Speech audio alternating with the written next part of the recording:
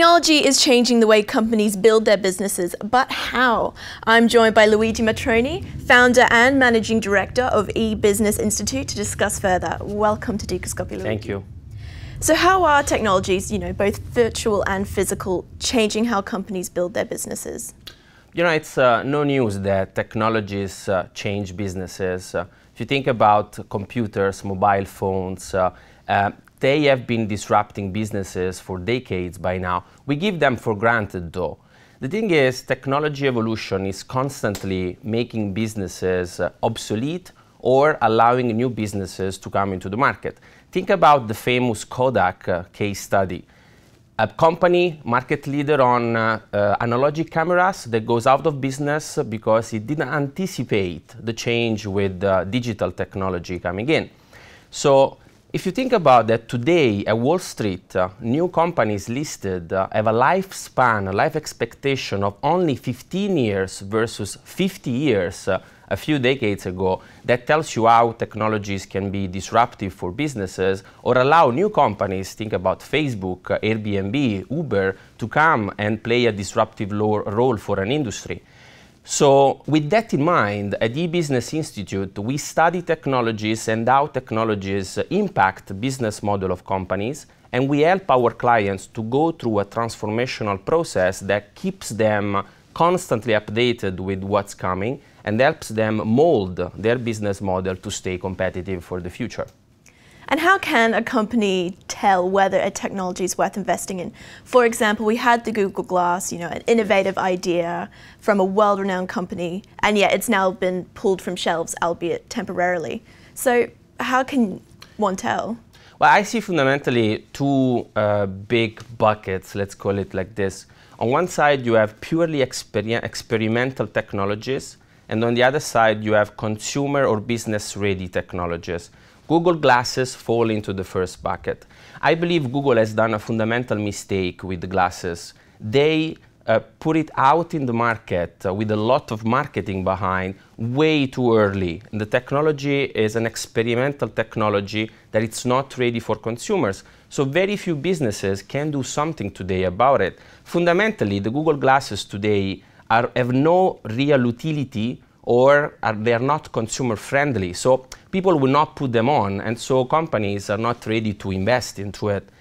The point is, with experimental technologies, companies have to keep constantly looking at them and ask themselves, what can I do with this type of technology in the future? How does it affect my business model? What will happen?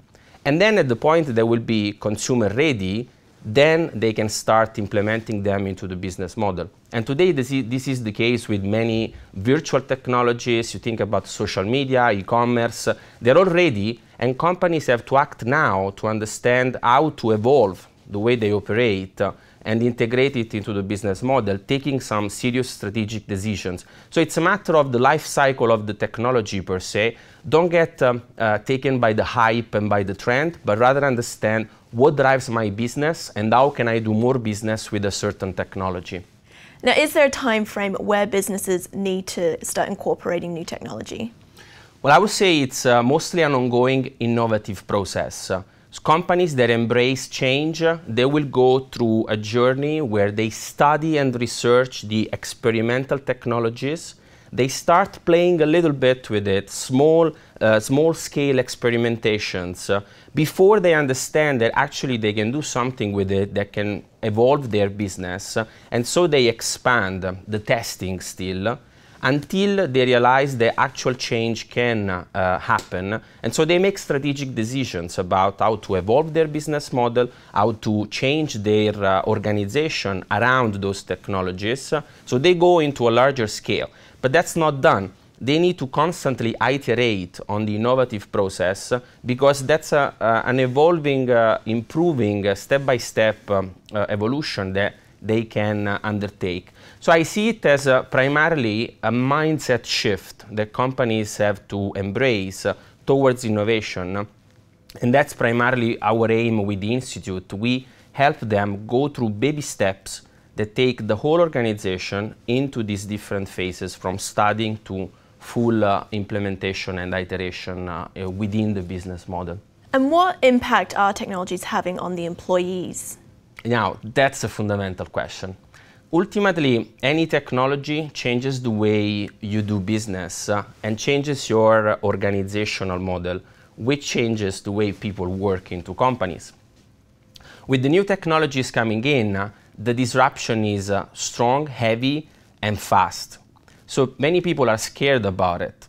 The challenge for leaders is about changing the mindset and the culture within the organization to give the employees the understanding that actually this is a moment of great opportunity where the company can turn work environment from not so meaningful and exciting into really meaningful and exciting experiences for the employee, because any person, when it's brought through a journey of learning and discovering in a safe environment like those of many companies, they will be more exciting. So for me, the opportunity for leaders is to act now in training their employees to open their mind, understand the changes brought by technology, and ultimately make their workspace more meaningful for the people that work with them. Well, it's been wonderful to speak with you, Luigi. Thanks for joining me today. Thank you. That's all from us here in the Geneva studios. Keep clicking back to Dukascopy TV for more exclusive interviews just like this. Bye for now.